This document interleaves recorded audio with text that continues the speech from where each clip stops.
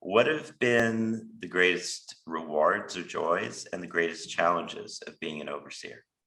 That's a good question. I would say greatest joys have been probably the committee work where we hear all the visiting committee reports. So I'm on the sciences committee, and it's just spectacular. Almost every meeting we have a review of one of the departments.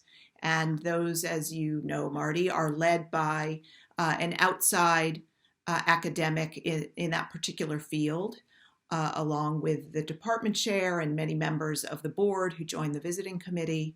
And it's almost like, for me as a business school grad, it's like a case study in here's what we found, and here are the amazing things going on in this department, but here are the things that could be even better. And I think that's what's pretty special. I'm not sure other schools do it to this level, and we repeat it so that you can look back at old visiting committee notes and understand what the prior issues were and actually see if the department's making progress. So Mm. for me, that's been really fun and rewarding. It's also a reminder of the power of great leadership, because I think at the end of the day, all the great stories come from the great leaders in the universities and how, again, they've taken expertise but been able to put the right people in the right position. So that's been really rewarding. And then I'd say just the non-Zoom world, organic ways that I've been able to meet amazing people, both on the board, but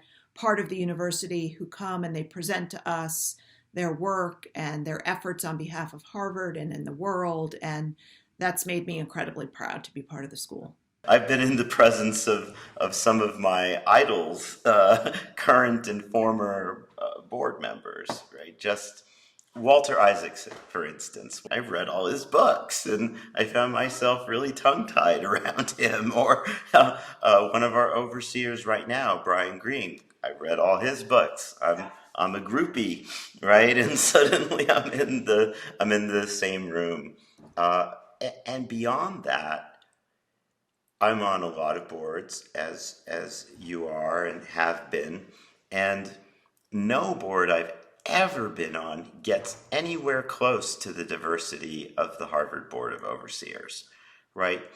Just in every dimension, whether it's men and women or different languages or geographies or ethnic groups or LGBT or professional, from academic to sports to entertainment to the law.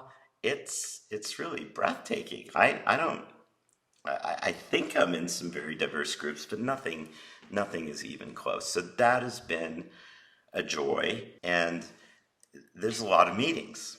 There's 5 full weekends a year for people who are busy in their careers and busy with families is a serious commitment, and that's just table stakes, right? Then there's the visiting committees, and there's all kinds of other things, and so it is very that just juggling that with my day job has been a challenge. What about you? There must have been some challenges Yeah, similar. I remember my first meeting. I'm sure you remember yours, Marty, where I went into that giant room in Loeb House and I totally felt like a freshman again. It was the same sort of thing, just being really in awe of the people and not knowing how things got done.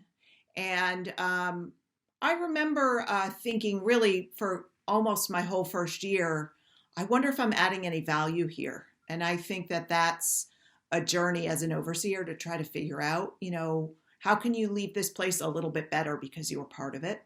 And so that has been, but it's also been fun for me to watch people who are generous with their time and advice for the school, for all of us, and just feel, I guess, a little bit like I think very selfishly I'm a better person for the experience because of all the people I got to meet. So that's been amazing for me too.